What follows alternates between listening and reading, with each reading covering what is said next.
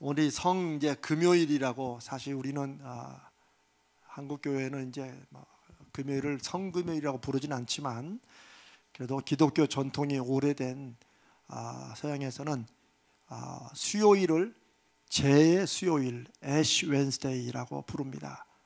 그래서 그때 이제 회개하는 마음으로 여기에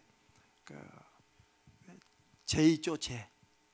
태어난 그 제를 이렇게 이마에 이렇게 발라줍니다. 이건 근데 카톨릭만 하는 게 아니고, 사실은 이 애쉬 웬스데이는 우리가 왜 보통 왜 죄를 뒤집어 쓰고 옷을 찢고 왜 그런 거 있죠? 그러면서 우리가 이렇게 참회하고 회개하는 이제 그런 수요일을 보내고, 금요일은 예수님이 이제 십자가에 시간상으로 오전 오후쯤에 십자가에서 이제 마지막으로 아버지의 내 영혼을 아버지 손에 부탁합니다라고 이제 돌아가시고, 정확한 시간은 알 수 없지만 성경의 기록에 의하면 지금 저녁이면 이제 아리마대 요셉이라는 사람이 자기가 나중에 이제 죽으면 이제 들어가려고 준비해놨던 무덤에, 돌로 판 무덤에 예수님의 시신이 안치가 됩니다. 그런 밤을 우리가 성금요일, 홀리 프라이데이라고 이렇게 부릅니다. 그리고 이제 오늘 밤, 오늘, 내일, 그리고 3일째 되는 만 3일이 아니고 셋째 날, 우리가 왜 장례할 때도 3일장 하면은 만 3일이 아니고 하루, 이틀, 3일째 이렇게 하잖아요. 그런 것처럼 이제 주일이 바로 주님이 죽으신 3일째 된 날, third day, 3일째 되는 날에서 부활이 이루어집니다. 그래서 오늘 사실은 우리가 이제 내일, 만약에 내일 또 우리가 특별시배 부흥회가 이어지면 이제 금요일 날 모이는 것을 이렇게 모이지 않을 수도 있는데, 이렇게 또 의미 있는 날이고 우리 신앙적으로 굉장히 교훈이 되는 날이기 때문에 오늘 여러분 피곤하실 줄 알지만 그래도 이렇게 함께 모였습니다. 우리 함께 하나님 말씀 읽겠습니다. 마태복음 27장 57절로 66절입니다. 마태복음 27장 57절로 66절.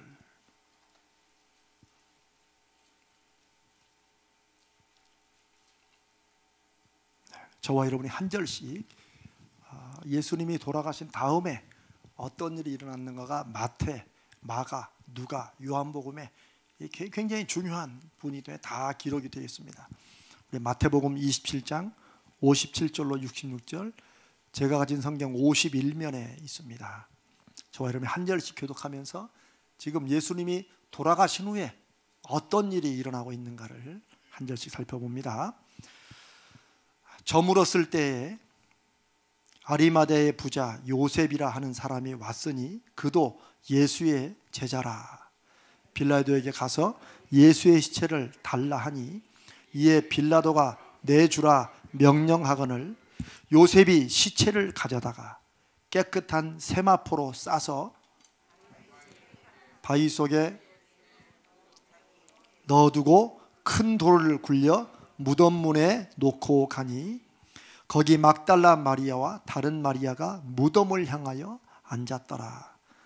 그 이튿날은 준비일 다음 날이라 대제사장들과 바리새인들이 함께 빌라도에게 모여 이르되 주여, 저 속이던 자가 살아있을 때 말하되 내가 사흘 후에 다시 살아나리라 한 것을 우리가 기억하노니 그러므로 명령하여 그 무덤을 사흘까지 굳게 지키게 하소서.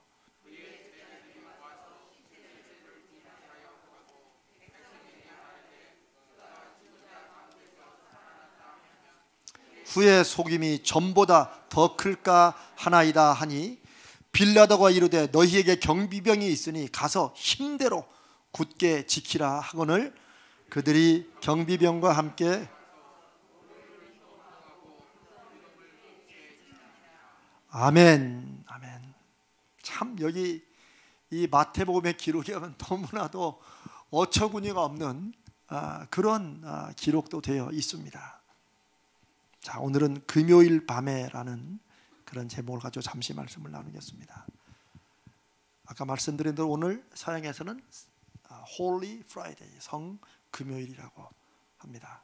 자, 성경의 기록에 의하면 예수님이 이제 돌아가시고 그 후에 예수님의 시신을 어떻게 이제 안치하게 됐는가 이런 부분이 나오는데, 먼저 아리마대의 부자, 이제 아리마대는 지역인 것 같아요. 아리마대의 부자 요셉이 예수님의 시신을 빌라도에게 가서 요구합니다. 그런데 이게 그런 점에서 마가복음인가에는 이 빌라도가 공의회, 그러니까 이스라엘의 당시 로마 지배 아래 있는데 이들이 각 식민 지역마다 그들의 자체적으로 대표를 뽑아서 소위 우리처럼 국회 뭐 이런 거를 이제 많은 사람만 하지만 카운슬이라고 해서 이렇게 모이도록 했어요. 그 사람들이 어떤 정치적인 권한은 없지만 또 민심을 대변하고 사람들의 뜻을 이렇게 전하고 하는 뭐 이런 역할을 한 거예요. 그러면 이제 로마의 황제로부터 왕으로 임명을 받은 빌라도 같은 사람이 총독으로 그 지역을 다스리면서 어떻게나 자기가 다스리는 지역에서 문제가 안 나기를 바랄 거 아니에요. 그러니까 지역 주민의 대표인 공회 의원들 말도 들고 그랬는데 아리마다 요셉이 공회 의원이라는 거예요. 근데 예수님을 십자가에 죽이고 작당 모의한 사람들이 다 누구예요? 공회예요. 거기에는 제사장들도 들어가 있어요. 서기관들, 바리새인들도 들어가 있어요. 그런데 이 아리마다 요셉에 관해서 뭐라고 기록하면 이 사람도 공회의 의원인데 공회의 그런 뜻에 동조하지 않는 의원이고, 여기 마태복음은 그것을 그도 예수의 제자라, 예수의 제자라. 근데 이 말이 참 가슴 아파요. 우리가 이제 살펴보지만 우리가 방금 읽은 이 마태복음에 예수님의 시신을 넣어두고 경비병들이 굳게 지켰는데 예수님의 제자들의 얘기가 나옵니까? 안 나옵니까? 우리 소위 말하는 12제자가 나와요? 안 나와요? 안 나옵니다. 마태, 마가, 누가, 요한복음 전혀 안 나타납니다. 언제 나타나느냐? 예수님이 부활하신 그 새벽에, 그것도 막달라 마리아와 다른 마리아. 그러니까 보통 여자 제자들이 그래도 죽기를 각오하면 이렇게 무서워요, 사실은. 그래서 그런지 모르지만 한국 교회만이 아니고 전통적으로 기독교는 여성들의 믿음이 교회를 든든히 받쳤어요. 그리고 어느 교회나 보면 뭐 세계 곳곳에 보면 여성들의 믿음의 비율이 7대3 정도 돼요. 우리 교회도 거의 아마 7대3, 8대2 될 거예요. 오늘 여기 한번 둘러보세요. 남녀 비율이 한 8대2 정도 이게 돼요, 이렇게. 자, 예수님의 제자들이라고 인정받은 사람들은 자취를 감추고 언급이 없는데 숨은 제자들이, 숨어있는 제자들이 나타나서 빌라도에게 시신을 요구합니다. 이거는 굉장히 어쩌면 정치적으로 혹은 그 당시 사회적으로 자기의 자리를 위태롭게 하는 요청이에요. 왜냐하면 빌라도가 예수 그리스도를 끝내 처형할 수밖에 없는, 죄가 없는 줄 알았지만 처형할 수밖에 없는 정치적인 이유가 뭐냐면 나중에 제사장들과 공회 의원들이 뭐라고 그랬어요? 밀란을 일으킬 사람이다.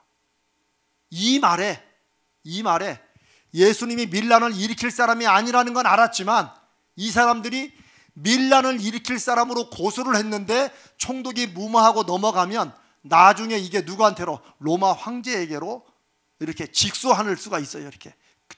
그러면 자기가 괜히 불필요한 어려움을 당할 수 있으니까 그것 때문에 예수를 십자가에 죽이라고 그렇게 한 거예요. 그런 상황에서 모두들 예수와 연관되었던 사람들이 다 관계를 끊고 숨는 그런 상황에 오히려 아리마대 요셉은 자기를 숨겨야 되는 상황에 오히려 잘 가려있던 자기의 신분을 드러내고 가서 예수의 시신을 자기에게 달라고. 기왕 죽었으니 내가 그 예수의 시신을 내가 마지막 이렇게 안치라도 할 수 있도록 시신을 달라고 합니다. 마태복음 그냥 넘어가지만 마가복음에 보면 빌라도가 벌써 예수가 죽은 것을 기이하게 여깁니다. 그러니까 보통 당시에 십자가에 처형받은 죄인들은 로마 형법에서는 가장 끔찍한 죄인, 저는 이제 내년에 미리 하지만 내년도에 우리가 또 이 고난주간에 특별 새벽 부흥회를 하면 그때 하게 되면 제가 십자가를 주제로 해서 월요일부터 금요일 토요일까지 십자가의 역사적 의미, 신앙적 의미 이런 걸 한번 쭉 말씀을 준비해서 나누려고 합니다. 로마인들에게는 십자가에 달려 죽이는 것이 인간으로서는 가장 끔찍하고 참혹한 정말 인간 이하의 죄수들만 달리는 그런 형벌이었어요.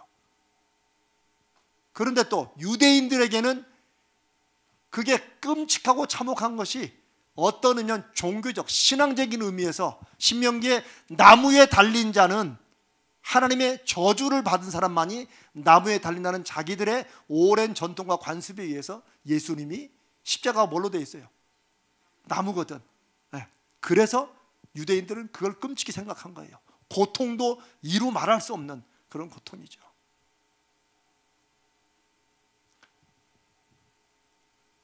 빌라도의 경험에 의하면 아무리 십자가형이 끔찍해도 그렇게 사람이 빨리 죽을 수는 없다고 생각했던 것 같아요. 그러니까 그 정도로 예수님이 허약한 분이었다가 아니고 그만큼 십자가에 달리기 전에 엄청난 고난과 고초를 겪었다는 걸 알 수 있어요. 그거를 잘 우리가 좀 끔찍하긴 하지만 잘 보여주는 영화가 옛날에 멜 깁슨이 감독했던 그 영화 이름이 뭐죠? 그게? 패션 오브 크라이스트, 예수의 순환이라는. 그래서 거기는 전체가 다 라틴어와 그 히브리 방언으로 막 진행되죠. 그런데도 다 이해가 되잖아요. 근데 거기 보면 예수님이 맞고 채찍만 잡으면 얼마나 끔찍한지 저는 한 번 보고는 그거를 못 보겠더라고요. 도저히 이 살이 떨려가지고 예수님이 너무 초라하게 나와요. 그런데 그게 과장이 아니고 그보다 더 심했을 거라는 거죠. 그런 면에서 우리의 십자가형에 대한 이해는 너무 낭만적이야. 세상 죄를 지시고 십자가에 돌아가신 그리스도. 그러니까 굉장히 그게 막 멋지게 들릴 것처럼 착각해요. 아주 참혹하고 사람들에게도 하나님에게도 버림받고 저주받은 형이었어요.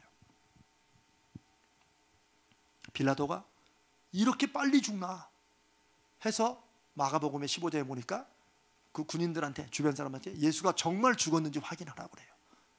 그리고 죽었다는 걸 확인한 다음에 시신을, 그냥 죽었으니 시신을 이제 아리마대 요셉에게 내어줍니다. 그리고 아리마대 요셉은 자기의 새 무덤은 시신을 이렇게 넣어놓거나 하지 않았던 무덤이죠. 아마 본인을 위해 준비했다고 보통 알려지고 있는데 그 새 무덤에 예수님의 시신을 안치를 합니다. 그리고 또 누가복음인가에 보면, 요한복음에 보면 니고데모 누군 줄 알죠? 예수님이 살아계셨을 때 밤에 몰래 찾아와서 사람이 죽은 다음에 어떻게 거듭날 수 있느냐, 사람이 어떻게 한 번 사는데 또 두 번 태어나냐, 이런 굉장히 우리로서는 굉장히 중요한 질문을, 예수님 볼 때는 너는 유대인의 선생으로서 그것도 모르느냐. 왜냐하면 이들은 한 번 인생으로 끝나는 줄 알았거든요. 그걸 질문해서 밤에 몰래 찾아왔던 그 니고데모가 성경은 몰약, 침향 섞은 거, 이거는 아마 시신의 이제 방부제, 썩지 않도록 하는, 그리고 시신의 이제 향을 곧 부패하니까. 여러분 뭐 이런 말씀 괜찮죠? 너무 이렇게 강하진 않죠? 실제 성경에 기록되어 있는 거니까. 그래서 그것을 오늘날로 말하면 30kg 정도 갖고 온 거예요. 굉장히 많이 갖고 온 거죠.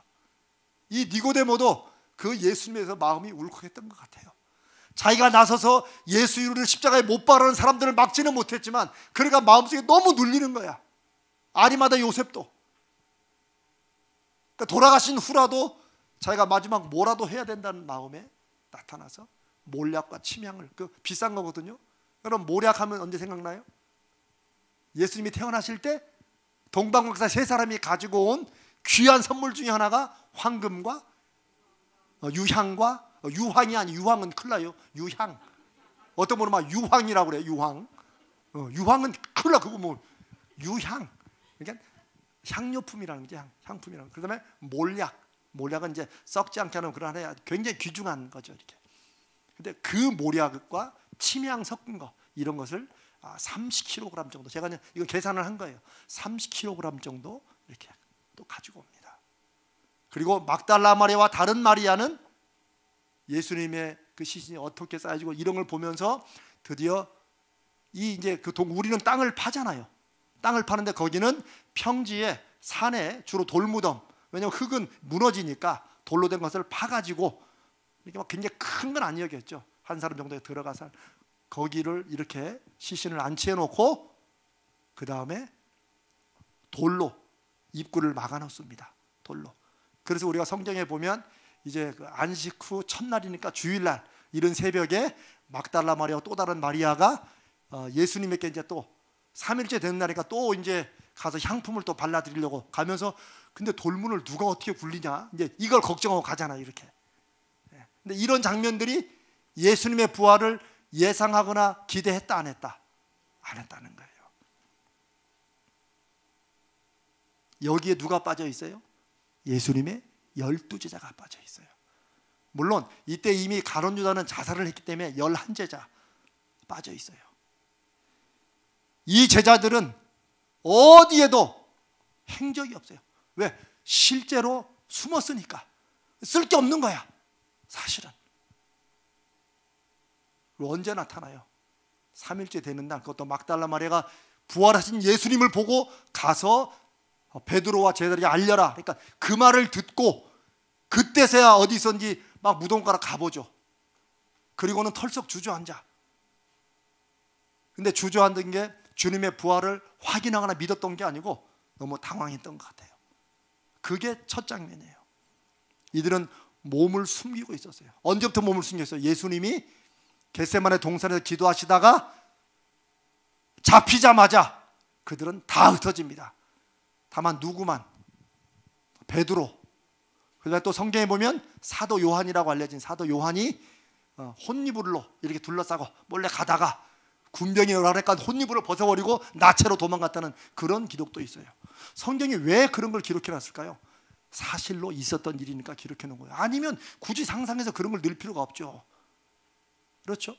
성경을 제일 마지막 성경 요한계시록을 기록한 위대한 사도 요한을 만약에 이게 정말 자기들끼리 만들어낸 어떤 종교라면 자기들의 종교 지도자인 사도 요한을 이 사람이 빨개 벗고 도망갔다라는 걸 굳이 쓰려고 하지 않겠죠. 안 그렇겠어요?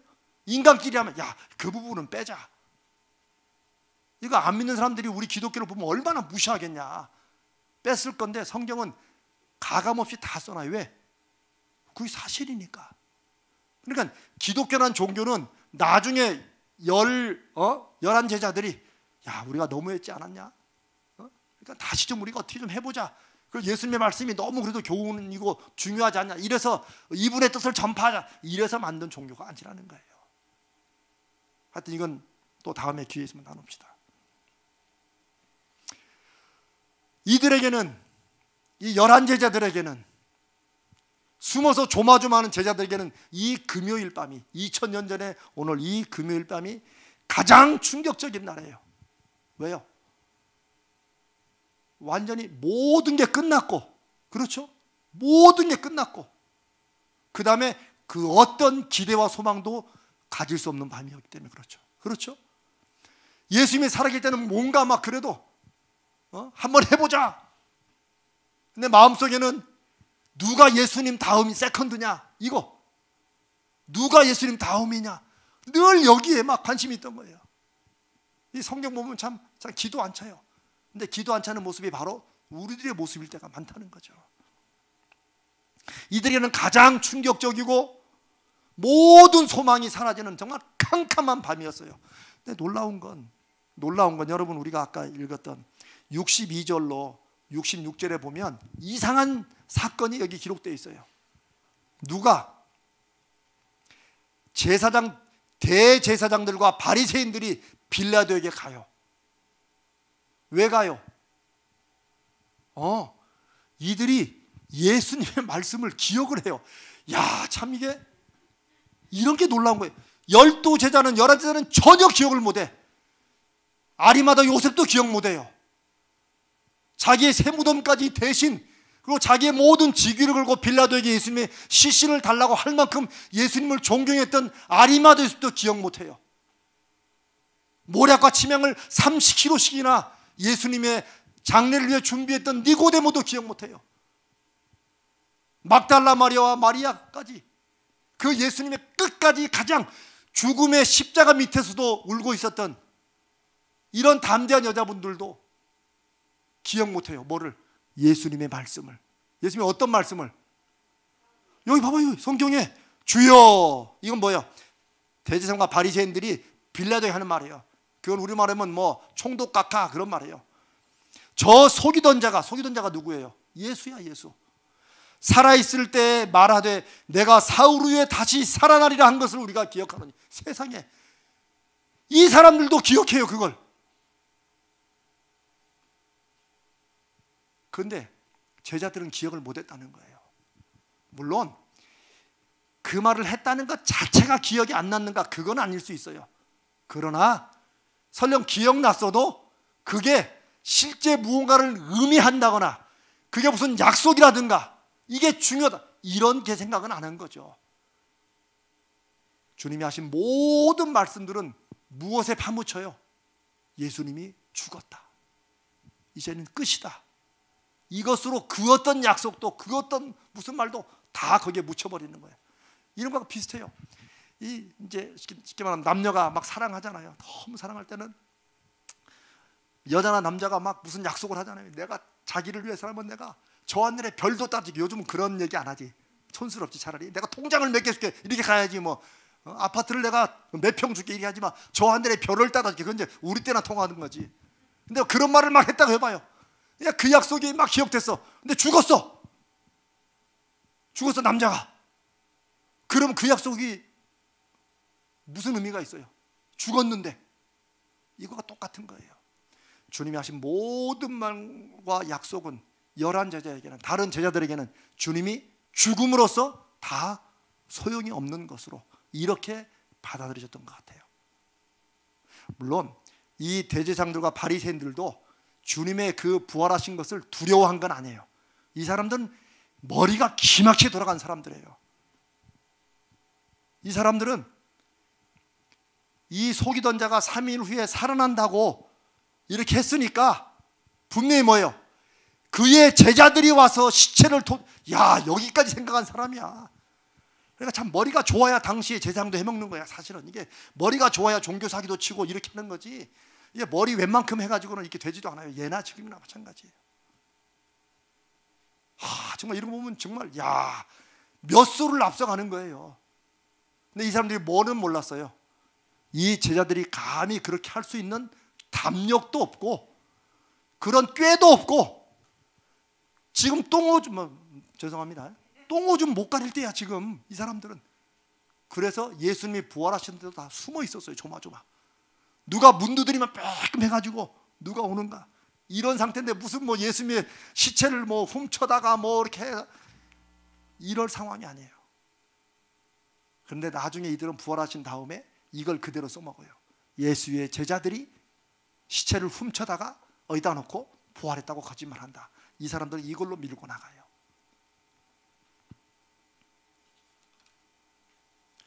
인간적인 어떤 기대나 어떤 새로운 변화나 어떤 새로운 일이나 기적의 가능성이 전혀 없는 밤이 바로 금요일 밤입니다.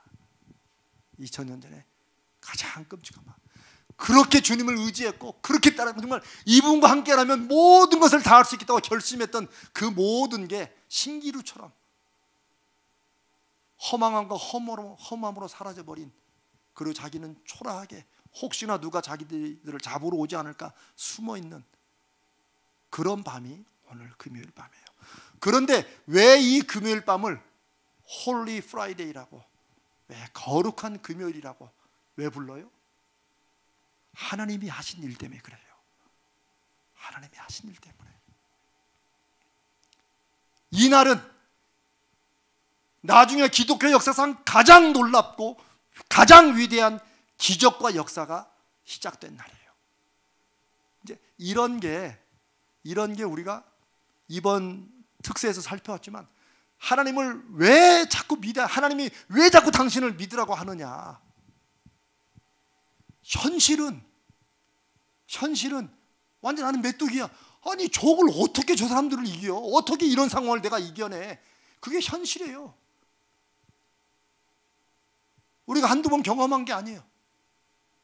그런 현실인데 하나님은 그 현실에 매여 살려면 굳이 하나님이 무슨 소용이 있냐는 거죠.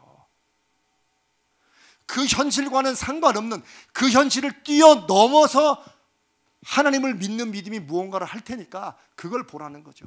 하나님은 우리가 나름대로 살아가는 인생의 어떤 경험과 노력과 우리가 갖고 있는 노하우나 인간관계의 끈이나 이런 걸 하나님이 그래 조금 더 도와줄게 이렇게 우리로 신앙생활 하라는 게 아니죠. 그냥 내가 내 인생을 하나님 열심히 살 테니까 하나님 힘들 때 요거 좀 제거해 주시고 조금 밀어주시라고, 하나님이 보조자가 아니라는 거예요. 때로는 우리가 연약하면 하나님이 그렇게도 해주시지만 하나님은 그쪽으로 가면 안 된다는 거예요. 네 힘으로 아무리 해도 안 된다는 거예요. 그래서 하나님을 믿고 홍해 갈라놓을 테니까 그쪽을 향해 나가라고 말씀하시는 거예요. 요단강물에 발 먼저 들이라는 거예요. 분명히 갈라진다는 거예요. 그런데 가나안 족속이 너무 크고 그 거인의 후손이고 성읍들은 견고하고, 그러니까 그냥 그래도 죽는 것보다는 그래도 광야에서 사는 게 낫지 않냐 해서 광야로 돌아가는, 현실과 타협하는 거죠. 그건 아주 현실적인 결정이었고 합리적인 결정이라고 할 수도 있어요, 사실은. 그러나 현실적이고 합리적인 것에만 매여 살면 하나님과 우리 사이의 믿음은 그냥 종교적인 행위를 하는 것으로 충분하다는 거죠. 오늘 아까 우리 목사님들과 이제 제가 어디 가서 커피를 한잔하면서 오늘 제가 또 이런 말씀을 나눴어요. 하나님을 믿고 살아가는 것이 무엇이냐? 저는 사실 그래서 제가 이 말씀을 오래전에 준비했다고 그러잖아요. 계속 준비하면서 이거를 이제 하면서 제 마음 설렜던 거는 좀 이거, 내가 너무 성도들을 피곤하게 하는 게 아닌가. 저는 목사로 살아오면서 어느 순간 이후로 그런 고민을 참 많이 했어요. 여보, 내가 우리 교인들을 너무 피곤하게 하는 거 아닌가? 제가 개척교회 미국 살 때도 그랬고 또 부목사 하면서 제가 설교할 때도 그런 게 있었고, 여기 가자일교 와서 또 내가 여보, 내가 성도를 너무 피곤하게 하는 거. 왜냐면 이분들 나름대로 잘 믿고 잘 사는데 마치 이게 전부 아닌 것처럼 내가 너무 세게 말하지 않는가. 그런데 때로는 그런 것을 이렇게 말하지 않을 수 없는 이런 마음이 들 때가 있어요. 여러분, 저도 참 약합니다. 내가 좀 세게 보이죠. 근데 제가 그랬잖아요. 정말 저는 뭘 하나 하기 위해서 속으로 한 몇백 번은 해도 될까? 제가 그런 사람이에요, 사실은. 정말 하나님을 믿는 믿음이 가장 없다고 생각하는 게 저 자신이에요. 하나님은 상식적으로는 모든 게 끝난 이 금요일 밤에 하나님은 믿음으로 사는 것은, 하나님을 믿는 믿음으로 사는 것은 세상의 상식과 현실과 합리적인 것 이런 것과는 상관없는 때가 있다는 것을, 뭐 늘 그렇다는 건 아닐 수 있죠. 우리도 상식에 맞춰 살아야 되죠. 여러분, 제가 상식을 오히려 한국 교회는 상식이 좀 회복돼야 돼요. 완전히 몰상식, 비상식이 판치는 게 한국 교회일 수 있어요. 그러나 때로는 정말 하나님 앞에 내가 살아계신 하나님을 믿는 믿음으로 산다면 현실적인 판단이나 합리적이고 상식적인 이런 수준을 한번 넘어서야 될 때도 있다는 거예요. 그게 이 금요일 가장 비참하고 가장 충격적이고 모든 게 끝난 가능성 제로의 밤에 인류 역사상 우리 기독교에서 가장 위대한 역사가 시작된 밤이라는 이 극단적인 이런 반전을 우리가 이 부활절에 다시 한번 확인을 해야 되는 거예요. 역사적 사실로만이 아니라 그게 지금 내 삶에도 그런 일들이 일어날 수 있다는 그런 기대와 가능성을 품고 지금 내 현실 문제를 보는 것, 이게 하나님 믿는 믿음이 우리 삶에서 새로운 역사를 이루는 거예요. 제가 지난 주일날 제가 슈루탄 얘기했죠.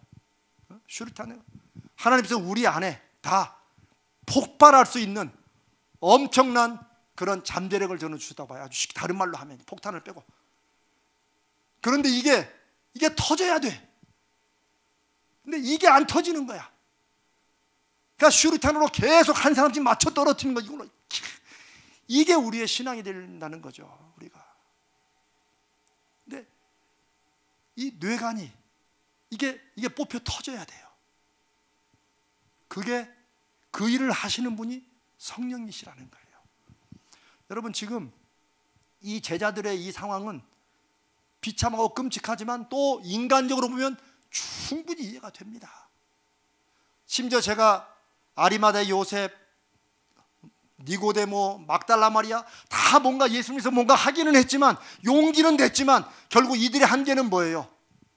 이제 예수님은 돌아가셨고 마지막 장례나 인간적으로 잘 치러주자, 다 요게. 그 누구 하나도 예수님이 말씀하신 내가 3일 때 다시 살아날 것이다, 뭐 인간적으로 기억을 했나 못했나 이거보다도 기억한다 한들 이미 돌아가신 마당에 무슨 의미가 있어 라고 생각하는 그런 수준이었다는 거예요. 그래서 우리가 부활절에 내일 모레 주일날 말씀 나누겠지만 제가 어쩌면 첫 마디가 그럴 거예요. 예수님의 부활은 주님이 그 부활 아침에 가장 외로우셨을 것이다. 아무도 없어.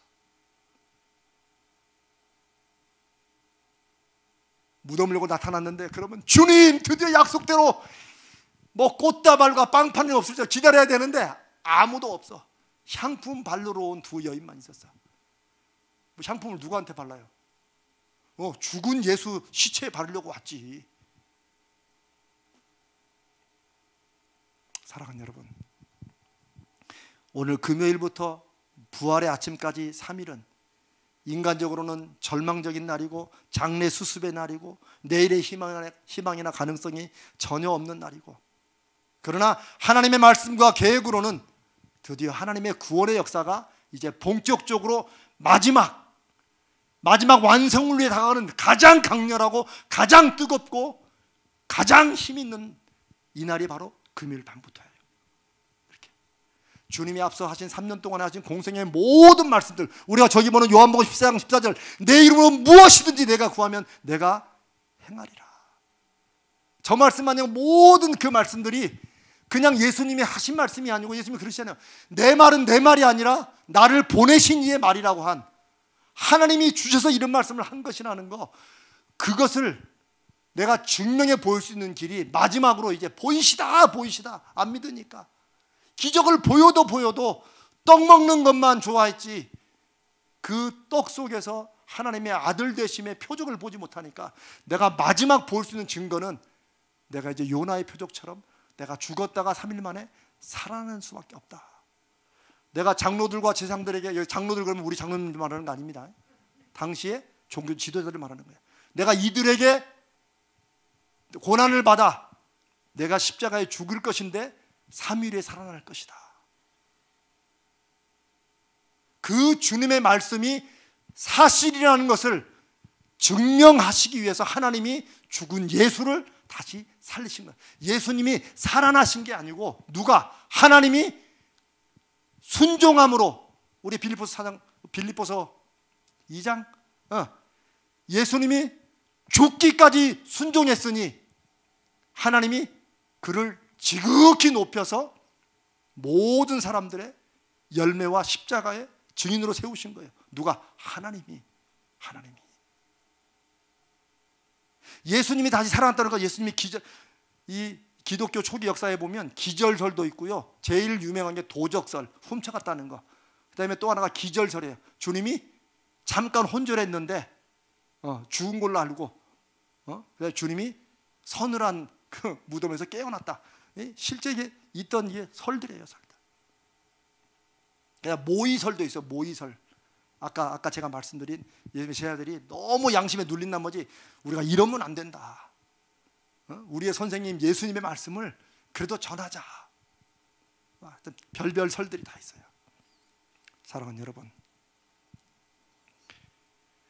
그 구원의 역사가 일어나고 그 다음에 그것을 이렇게 숨어있고 부들부들 떨면서 자기를 감추는 제자들에게 그 안에 숨겨져 있던 하나님이 이미 우리 안에 심어 놓으신, 이미 주신 그 안에 하나님의 형상에,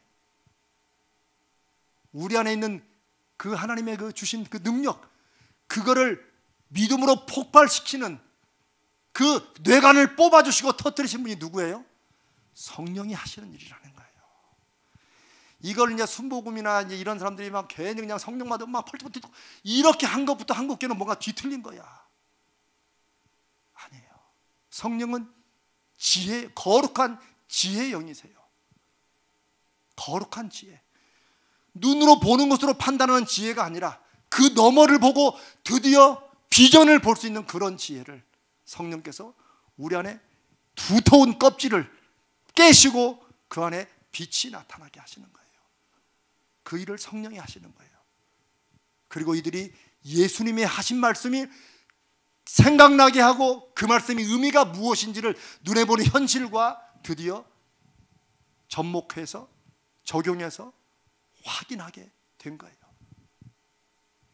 그리고 나니까 이들이 인간적인 힘이 아니라 이 안에서 한번 하나님의 말씀이 막 그 약속이 그 예수님이 하셨던 모든 말씀과 기적들이 하나님의 아들이시라는 확신으로 연결되니까 이게 자기들이 감당을 못하는 거지. 이게 그러니까 마치 사람들 우리는 술 취한 것처럼 보이는 거예요. 이게 너무 여러분 왜 너무 좋아서 감당이 안 되면 막 이거 사람이 막 그러잖아요. 안 그런가? 정말 그래요. 안 되면 여러분 로또라도 한번 맞아봐야 돼. 이 좋은 걸 어떻게 말을 안 할 수가 없어요. 막 펄펄펄 뛰는 거. 여러분 옛날에 여러분 사랑했을 때 생각해 보세요. 남녀가 깊이 사랑하면 그 남자에 대해서 여자들 말을 막 안 할 수가 없어. 막 그때는 말을 하지 말라고 하는 게 고문이야. 막 어떻게 무슨 말만 하면은 그 말 하고 싶어. 왜 첫 손주 오든 왜 할머니 할아버지들 손자랑 하지 말라고 그래도 저 등산 가는 얘기 하는데도 근데 등산 가는 데면 어떤 애기가 있는데 말이야 무슨 말을 해도 다 돌아와서 자기 손주 얘기 하잖아요. 그 왜 그래요? 그게 사랑이에요.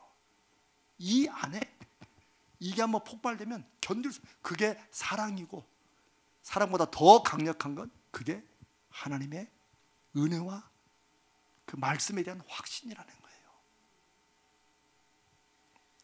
예수님의 제자들은 나중에 우리가 사도행전이라는 곳에 넘어가서 보면 사도행전 3장에 성령의 충만을 받고 드디어 여기 뇌관이 뽑히는 거예요. 그래가지고 이게 막 영적으로 폭발한 거예요. 이게 자기들이 뭐 머리를 짜고 용기를 내고 그럴 필요가 없어. 그냥 가나안 땅에 그냥 막 들어가는 거야. 그냥 우리는 어떻습니까? 우리는 이미 우리 안에 거룩한 뇌관을 뽑으신 그 성령이 우리 안에 계십니까? 안 계십니까? 우리는 이미 받은 사람들이에요. 그런데 안 받은 사람처럼 우리가 자꾸 눌러 그걸 안 되느니라 이렇게 자꾸 이렇게 누르 살아가. 현실적으로 안 되지. 우리 개인의 삶에서. 그러니까 믿으나 안 믿으나 비스무리한 삶을 사는 게 이게 참 이게 우리가 우리 스스로 고문하며 살아가는 거예요.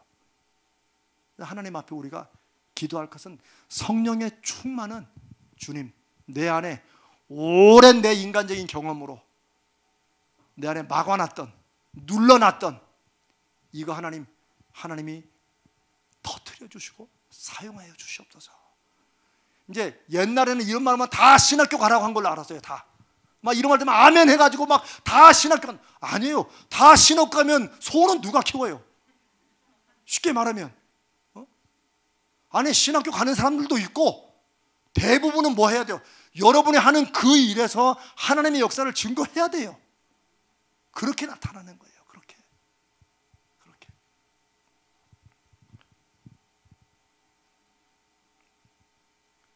주님이 미리 하신 말씀을 기억하고 믿었다면 이 금요일 밤부터 주일까지의 이 3일은 가장 설레고 가장 두근거리고 드디어 그날이 온다가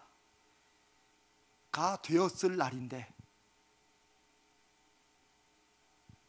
예수님의 제자들에게는 가장 참혹하고 가장 슬프고 가장 눌리고 한숨 푹푹 나오고 모든 소망이 사라진 날이라는 거예요. 우리는 그 사실을 이미 2000년 기독교 역사를 통해서 듣고 또 오늘도 또 보고 있습니다. 우리 특별 새벽 부흥회를 통해서 우리가 5번의 말씀을 나눴습니다. 그 5가지의 신앙들이 계속 우리 가운데 사건마다 막 돌아요. 우리는 오늘 이 밤에 주님의 십자가의 죽으심을 기억하는 이 밤이 우리의 삶에 어떤 일이나 우리 교회나 우리 사회나 어떤 것에 우리가 누가 더 크신 분이냐, 우리는 오늘 부활을 준비하면서 1년에 한 번씩 오는 절기로 맞을 것인가, 아니면 내 삶에 하나님이 십자가의 죽음으로부터 부활까지 이루시는 그 역사를 설렘과 기대함으로 우리가 기다릴 것이냐, 두근거리는 그런 3일을 보낼 것이냐, 이것을 우리가 오늘 밤에 다시 한번 확인하고 결단하기를 바랍니다. 옛사람을 벗어버리라. 저도 마찬가지예요. 이 껍질은 우리가 깰 수 있는 게 아니에요. 여러분 용수철 알죠? 용수철. 딱 당겼다가도 또 돌아와. 또 조금만 놓으면, 주여 아양 용수철 알죠? 확 들리면 이제 못 돌아가고 싶어도 그런 게 돼야 되는 거예요. 그걸 하시는 분이 바로 성령이세요. 성령. 그 성령의 역사하심을 우리가 오늘 이 밤에 기대하고 바라고 사모하는 그런 밤이 되기를 바랍니다. 우리의 2021년 우리 가자제일교회 창립 설립 60주년의 이 부활절은 우리 교회도 우리 가정들도 우리 개인도 이제 완전히 돌아서서 하나님 앞에 정말 믿음이 어떻게 폭발하고 열매 맺는지를 우리가 삶에서 확인하는 그런 대반전과 전환이 되기를 간절히 기도합니다. 이미 우리 안에, 우리는 2000년 전에 예수님의 12제자 같이 할 필요가 없어요. 이미 성령이 우리 안에 계시는데, 그래서 이미 우리 안에 있는 그 기적의 씨앗을 성령께서 마음껏 역사하시도록 우리에게 사람들이 볼 수 없는 그 지혜를 보게 하시고, 사람들이 가질 수 없는 그 용기를 갖게 하시고, 사람들이 감히 시도하지 못했던 그런 도전들과 그런 기쁨으로 우리 삶을 새롭게 열어가는 그런 가장 귀한, 오늘부터 이 3일이 두근두근 설레고 하나님이 이 부활을 통해서 내 인생의 어떤 부분을 어떻게 부활시켜 주실지를 기대하고 소망하는 그런 저와 여러분 되시기를 주님의 이름으로 축복합니다. 여러분, 우리 오늘